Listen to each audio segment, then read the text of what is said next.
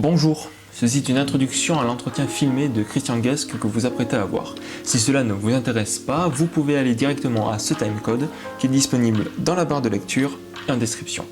Pour les autres qui restent, merci. Alors dans cette rapide introduction, je vais vous présenter qui est Christian Guesque et dans quel cadre nous l'avons interviewé.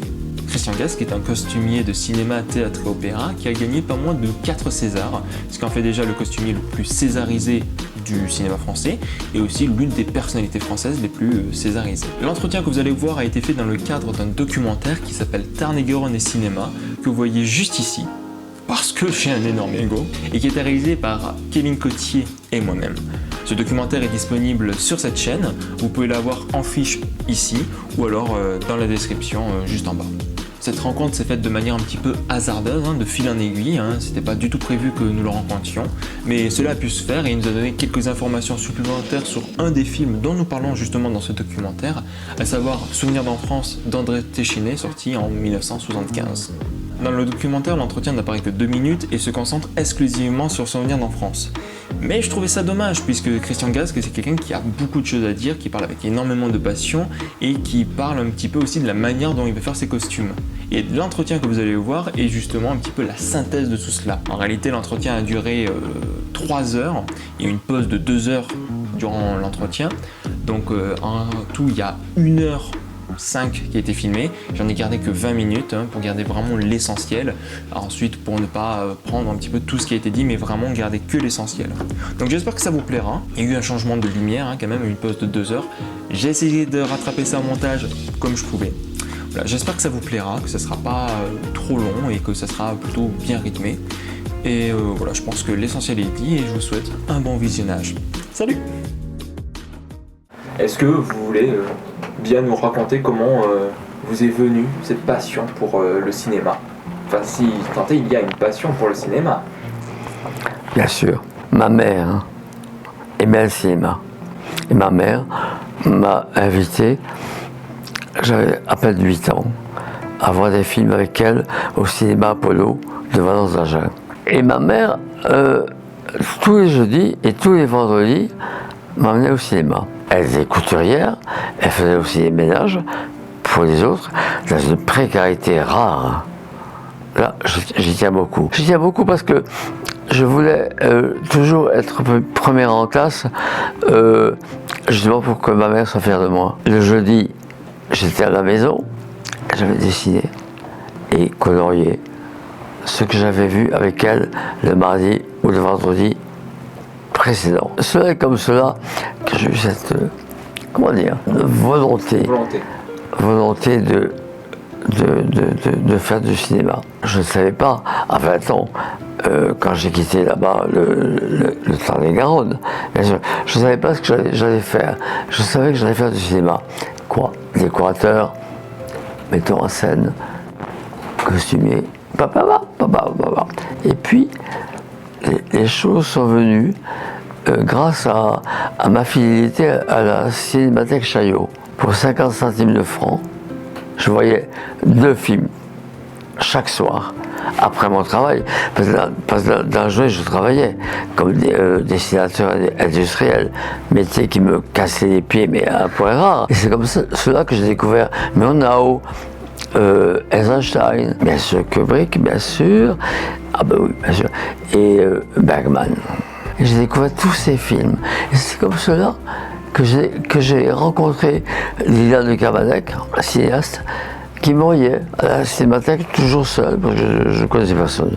Donc ça a duré 2-3 ans. Ah oui, bien sûr, ah oui. Et Liliane de Cavanac est venue vers moi et m'a demandé de faire des dessins, des costumes pour son film qui s'appelle Aloïse, avec Isabelle Huppert, qui n'est pas encore connue. Aller travailler pour Delphine Seyrig et Isabelle Huppert, quand même, oui. J'y suis allé. Et puis, je sais pas, des belles choses sur moi qui ont été dites, et c'est comme cela que j'ai travaillé sur le Souvenir d'enfance de Téchiné, avec les somptueuses Jeanne Moreau, Marie-France Vizier. Je ne peux pas les oublier. Elles sont importantes dans ma vie. Pour lui, de tourner dans le Tarn-et-Garonne était bien plus important que pour moi. Moi, j'avais déjà tourné le dos au Tarn-et-Garonne. Je suis là, Et je vais à la Cinémathèque et j'écoute, bien sûr, les grandes actrices lyriques, mais aussi une personne que je vais rencontrer dans quelques temps, qui s'appelle Sylvie Vartan. Elle est très importante dans ma vie. Très. Parce que ses chansons m'accompagnaient, sa façon de chanter, unique, magnifique. Je me souviens, avec Marie-France Pizier, nous nous voyions tous les jours. Et quand je te faisais écouter des chansons de Sylvie, elle était toujours très intéressée. Marie-France m'a présenté à François Truffaut pour que je fasse Histoire d'un DH, que je n'ai pas pu faire faute de temps. Truffaut, je l'ai rencontré toujours grâce à Marie-France Pizier et à Jeanne Moreau. Quelques années plus tard, en 1978, pour La Chambre verte, tiré d'une nouvelle de Henry James. Je le lisais depuis 4 ans déjà, et quand j'avais parlé à Truffaut, il n'en revenait pas. Je savais tout. Quand il m'a parlé de la nouvelle qui s'appelle L'Hôtel des Morts, je dis oui, bien sûr, c'est tiré d'une nouvelle qui est éditée chez Stock, voilà, avec une autre nouvelle qui est formidable qui s'appelle Dans la cage. Alors là, voilà, c'est comme ça que nous sommes aimés, lui et moi. Voilà. Vous avez travaillé ensemble sur un seul film? Oui, c'est suffisant. Pourquoi un autre? Si je ne me trompe pas, à partir des années 80, vous avez fait une transition sur le théâtre. Donc, est-ce que vous pouvez un petit peu nous évoquer cette transition? Et quelle est la différence entre faire des costumes pour le cinéma et faire des costumes pour le théâtre et l'opéra? Enfin, déjà, il y a une différence entre les deux. Il n'y a pour moi aucune différence. Car j'ai toujours fait des costumes pour le théâtre et l'opéra, comme si la caméra était tout près.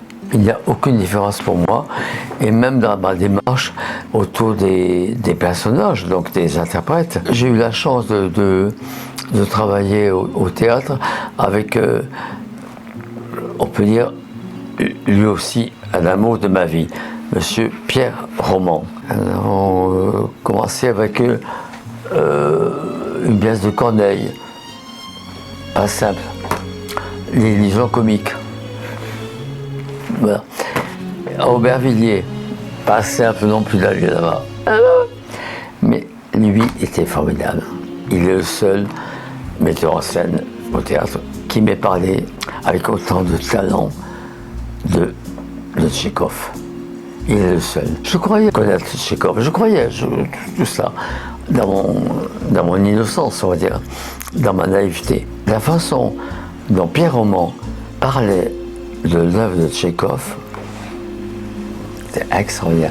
D'ailleurs, nous avons fait avec lui plusieurs pièces, et notamment les Trois Sœurs. C'était à Barcelone, chez Flotaz, avec des actrices, des acteurs, mais et ça, c'est juste avant que nos triomphes pour lui. Bon, un peu pour moi aussi, bien sûr. Quand nous avons fait à Milan l'opéra de Mozart, la Clémence de Titus, enfin metteur en scène pour Mozart. Tous les journaux écrivaient, enfin, Mouti a trouvé son metteur en scène. Et c'est comme cela que Pierre Roman a été demandé pour Manon Lescaut. Et puis, Pierre nous a quittés. Et nous avons créé Manon Lescaut à Tokyo avec ses Géozawa. Merveilleux, merveilleux. Oh, moi je peux tout là. Très important sur les costumes pour moi. Je travaille sur une autre Manon Lescaut à Turin. Et là, le metteur en scène faisait arriver Manon Lescaut dans le désert, après la prison, après tout. Ben, la robe est déchirée, enfin. Mais dans le désert, il la faisait arriver avec une robe toute neuve. Oh, il n'y a pas longtemps, hein. Il y a 3-4 ans. Mais moi, j'étais contre. D'ailleurs, ça c'est une question que j'allais vous poser. Pour vous, en fait, le costume, c'est un art du détail. Oui. Le costume est porteur d'émotion. Le costume est porteur d'émotion. Le costume doit tout raconter. Pourquoi est-elle ou est-il en jaune? Pourquoi est-il en bleu? Pourquoi est-il en vert? Mais voilà, je veux dire pourquoi. Et moi, je peux répondre à cela. Et c'est ce que je propose aux metteurs en scène. J'en ai plein d'exemples. Quand je travaille sur les adieux à la reine, Benoît Jacot, qui est mon ami depuis 1975, qui est sûrement un des plus grands amis que j'ai dans le cinéma. Lui compte. Mais vraiment, Diane Kruger ne porte pas n'importe quelle robe. Quand elle accompagne Louis XVI, elle qui joue Marie-Antoinette, Louis XVI, je me suis souvenu de la peinture officielle, habillée de bleu. Oui. Je suis parti de cela. Mais comment représenter Marie-Antoinette et les dauphins? Ce qui n'est pas dans le scénario, mais il n'y avait aucune indication, même si le scénario était absolument très très bien écrit, mais il n'y avait pas d'indication vestimentaire. Et je me suis dit, il est en bleu, elle aussi. D'accord. Marie-Antoinette est en bleu, elle porte du bleu, et les enfants portent du bleu. C'est la raison pour laquelle il y a ce costume ivoire et bleu. Pour moi, c'est cela, travailler sur les costumes, c'est-à-dire aider la mise en scène et les interprètes. Ils savent pourquoi ils sont habillés de bleu ou d'autres couleurs. Vous voyez? Ça leur permet de mieux s'immerger dans le personnage. Mais enfin, oui. Par exemple, Virginie Ledoyen, qui joue le rôle de princesse de Polignac, dans le roman de la merveilleuse, parce qu'elle est merveilleuse, Chantal Thomas, grande écrivain. Je suis submergé. Tout ce qu'elle écrit, c'est magnifique. Dans le roman, ils écrivent que Polignac, interprété par Virginie Ledoyen, était habillée de vert. Mais vert, quel vert? Et je me suis souvenu d'un roman que j'ai lu dans le Sud-Ouest, quand j'avais 15 ans. Il y avait un roman d'un tourniquet comme ça de la gare de Bête-Agen, parce que je faisais le trajet Agen, qui s'appelle Amber Forever. Donc Preminger a fait un film qui n'est pas réussi, avec Lina Darnell, pas réussi du tout. Je l'ai acheté, l'argent que j'ai gagné sur mes chocolatines. Voilà.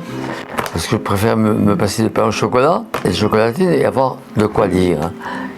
Ça, c'était plus important pour moi, finalement. Je me rendais pas vraiment compte. Un moment où Ambre, pour reconquérir l'amour de Bruce, de son premier amour, veut être la plus belle. Elle sait que Bruce va venir avec sa femme pour être présenté au roi. Elle veut le reconquérir. Elle sait qu'il a épousé une Anglaise très distinguée. Et elle est la maîtresse du roi. Mais elle est belle, hein? Elle est très belle. Donc, elle arrive à la cour, moitié nue, et elle avance. Elle sait tous les courtisans, le roi redevient amoureux d'elle à un point rare, et la reine est folle de jalousie. Mais ça, c'est pas grave. Elle traverse. Sauf que Bruce, son épouse, anglaise, ne sont pas encore arrivés. Donc elle traverse la cour, elle est sûre d'elle, elle pense qu'il est dans l'assistance, mais il n'y est pas. Il est annoncé juste après. Il arrive avec ça. Son épouse, évidemment, pas le décolleté, hein. Non, non, non, non, non, non, non. Et elle a honte. Elle se cache, elle veut se cacher. Elle peut pas. Elle peut pas affronter. Parce qu'elle connaît leur histoire, lui aussi. Mais la femme, l'épouse, connaît forcément l'histoire de Amber Forever. Alors, là où je veux en venir, pardon, c'est. Je raconte cette histoire à Virginie le Doyen. Et à Benoît Jacot, bien sûr.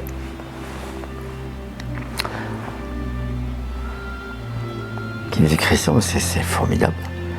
Je dis alors, moi j'aimerais que Virginie, si vous le voulez, vous allez traverser en pensant à Ambre avec votre robe verte.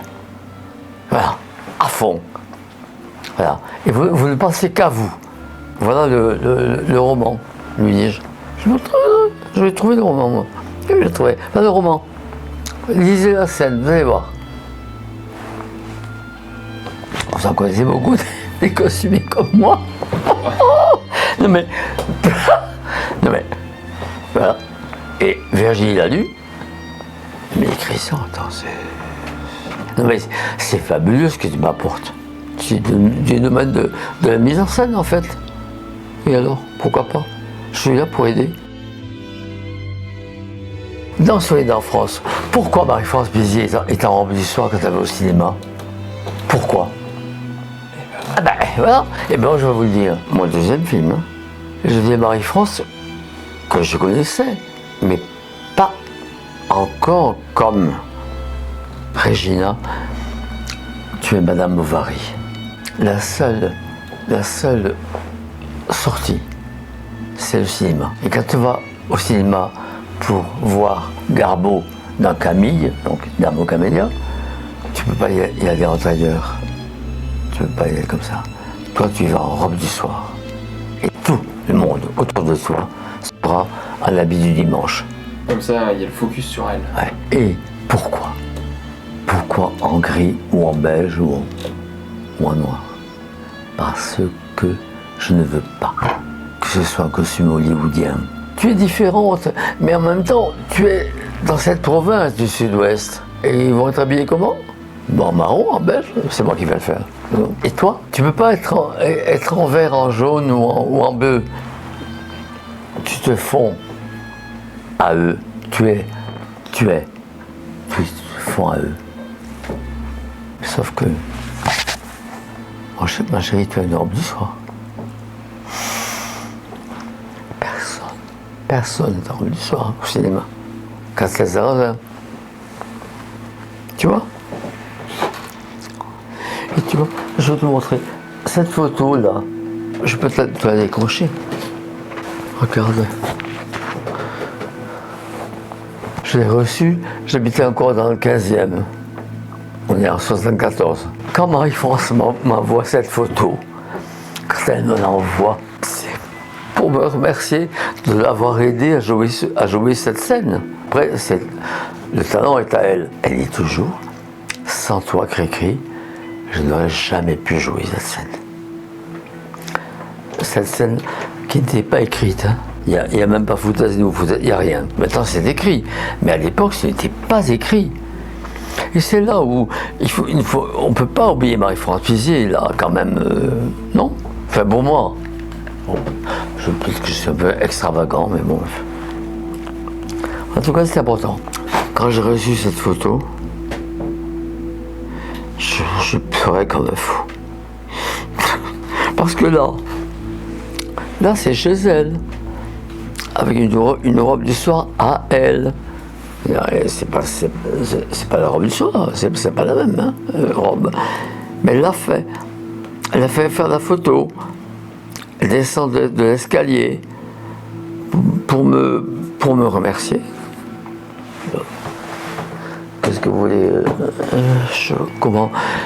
comment oublier ces moments-là? Et d'ailleurs, je ne les oublierai jamais de ma vie. Jamais. Mais de les avoir vécus, Robin, ça je ne le verrai jamais.